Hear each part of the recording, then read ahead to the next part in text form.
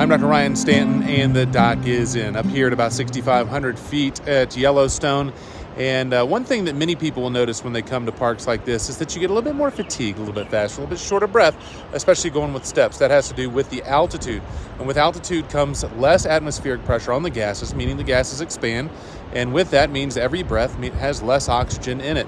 So the partial pressures are less. Talking about a little bit of physics right there, taking you back to some of those partial pressures and expansions. But also means, though, that you are going to get a little bit more short of breath. And this can be especially risky and difficult on those with chronic lung conditions, COPD, asthma, those with pulmonary fibrosis or other types of degenerative lung disease.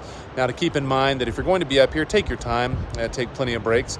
And ideally, if you're like me, living a little bit closer to sea level, maybe a little train up, a little exercise, walk a couple laps around the neighborhood before you come out of the park.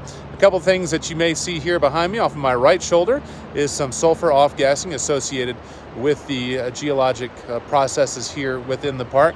And then over my left shoulder, that thin line on the top of the hill right there is actually some hexagonal crystals associated with slow drying or slow cooling of lava millions of years ago.